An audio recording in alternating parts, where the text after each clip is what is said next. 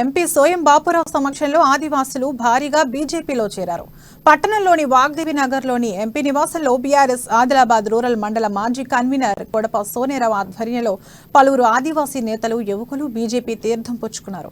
వారికి పార్లమెంట్ సభ్యులు సోయం బాపురావు కాషాయ కండువాలు కప్పి పార్టీలోకి సాదరంగా ఆహ్వానించారు.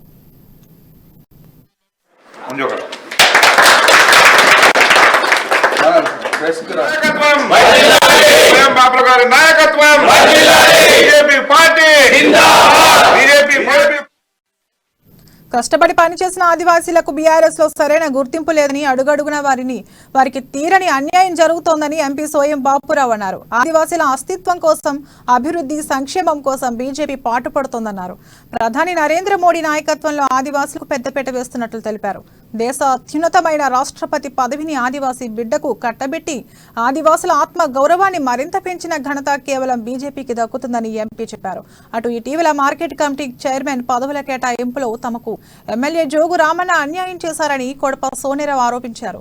తగిన ప్రాధాన్యత ఇవ్వకుండా మోసం చేశారన్నారు. ఆదివాసీల సంక్షేమం, అభివృద్ధిని కాంక్షిస్తూ బీజేపీలో చేరినట్లుగా ఆయన వెల్లడించారు.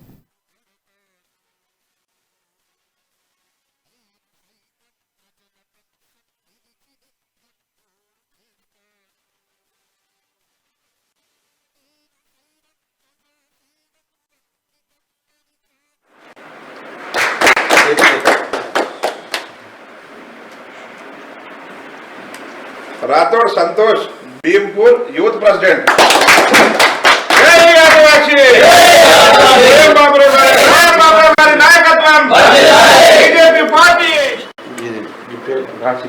గత కొన్ని సంవత్సరాల నుంచి కూడా ఆదిలాబాద్ ప్రాంతంలో మరి టిఆర్ఎస్ పార్టీకి మా మండల అధ్యక్షుడిగా చేసి మరి సోనేరావు గారు మొన్ననే వారు టిఆర్ఎస్ పార్టీకి రాజీనామా చేయడం, టిఆర్ఎస్ పార్టీకే కాకుండా సోనేరావు గత సంవత్సరాల నుంచి కూడా కులం ఏదైతే ఆదివాసీ తెగ ఉందో ఆ తెగకు వాళ్ళ సమస్యల కోసం పోరాటం చేయడానికి ఆయనే స్వయంగా వ్యవస్థాపకుడుగా ఉండి సంఘం నడిపితే వారిని టిఆర్ఎస్ పార్టీ వాళ్ళ మాటలకు ఆకర్షితులై టిఆర్ఎస్లో చేరి ఆ చేరిన తర్వాత వారికి మండల అధ్యక్షుడు ఇచ్చి మరి మండల అధ్యక్షుడే కాకుండా ఎంపీపీ ఏదైతే ఉండేనో అది వాస్తవంగా ఎన్నికలప్పుడు 6 నెలలు జనరల్ వాళ్ళకి ఇస్తాం, 6 నెలల